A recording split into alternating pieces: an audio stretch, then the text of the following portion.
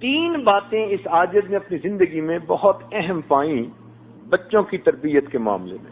اس 35-40 سالہ یہ جو تجربہ ہے بچوں کا، بچیوں کا، اور متعدد مدارس کا اور متعدد ملکوں میں، تین باتیں وہ اس سارے تجربے کا نچوڑ ہیں۔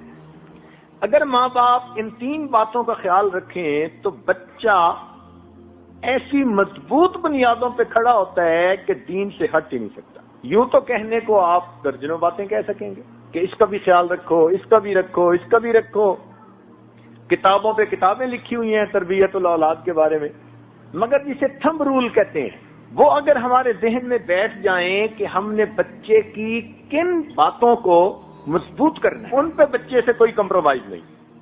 ان تین باتوں سے پہلی بات کہ بچے کو ہمیشہ سچ بولنے کی عادت ڈالیے۔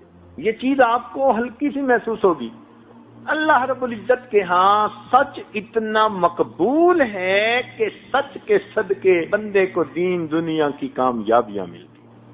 اگر کبھی سچ کے باطنی فائدے ہمیں محسوس ہو جائیں اور سچ کی وجہ سے جو برکتیں زندگی میں آتی ہیں وہ محسوس ہو جائیں تو ہم تو سچ کی خاطر کٹ مرنے کو تیار ہو جائیں۔ اس میں محنت نہیں ہوتی، یہ کام بڑا مشکل ہے، اس لیے کہ اس میں پھر ماں باپ کو بھی سچ بولنا پڑتا ہے۔ اب پھر کیسے ہوگا کہ ادھر سے فون آیا تو بیٹے کو کہہ دو ابو گھر پہ نہیں ہے، اب وہ بچہ سچ کیسے بولے گا؟ اور دوسری عادت بچے کے اندر جو پیدا کرنی چاہیے وہ نماز کا اہتمام۔ نماز تو پڑھتے ہی ہیں بچے، بچپن سے اس کو نماز کا اہتمام سکھانا ہے، تسلی سے وضو کرنا ہے، پاکیزگی کا خیال رکھنا ہے، وقت پہ نماز پڑھنی ہے تکبیر اولا کے ساتھ اگر وہ بیٹا ہے۔ اس کے اندر ایک فائدہ تو یہ کہ اس بچے کے اندر پاکیزگی آ جاتی ہے، کیونکہ بے نمازی بچہ تو استنجے کا بھی خیال نہیں کرے گا، اور اگر نماز پڑھے گا تو کپڑوں کی پاکیزگی کا خیال رکھے گا، تو پاکیزگی بھی آ گئی، وقت کی پابندی بھی آ گئی۔ اس سے خوش نہ ہو جائیں کہ بچی نماز پڑھتی ہے اور بچہ نماز پڑھتے نہیں، نماز کا اہتمام۔ اس لیے بچے کو دیکھیں کہ جلدی جلدی نماز پڑھ رہا ہے تو نہیں، اس پہ کمپرومائز نہیں ہے۔ بچپن سے اس عمل کی اہمیت اس کے دل میں بیٹھے، مجھے نماز پرسکون ہو کر پڑھنی ہے، تسلی سے پڑھنی۔ بچے کو بتائیے کہ بھئی آپ نے نماز تو پڑھی، کس کیفیت کے ساتھ پڑھی؟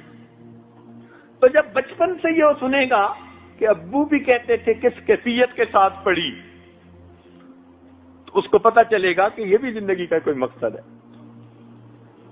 آج تو اس مقصد کو ہم بھولتے ہی چلے جا رہے ہیں۔ تیسری بات، بچوں کو خدمت کی اہمیت سمجھائیں۔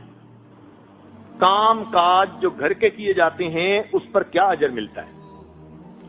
ماں کی خدمت، باپ کی خدمت، بڑوں کی خدمت، استاد کی خدمت، خدمت کا جذبہ بچپن سے بچے کے دل میں ڈال دیجیے۔ آج تو پانی کا گلاس بھی نہیں خود پی سکتے بچے، وہ بھی دوسرے کو کہتے ہیں کہ لائیے۔ اس لیے آج شکایت ہے اکثر ماں باپ کی طرف سے، جی بچے کام میں دلچسپی نہیں لیتے۔ بھئی آپ نے بچپن میں کون سی خدمت سکھائی ہے اس کو؟ کیا پتا یہ بچہ کبھی کس اللہ والے کی خدمت کرے اور اس کی اس کو دعا لگ جائے۔ اس کو بتائیے کہ معذوروں کی خدمت کی جاتی ہے، بوڑھوں کی خدمت کی جاتی ہے، تو اس کے دل میں رحم کا مادہ پیدا ہوگا، احساس ہمدردی ہوگا۔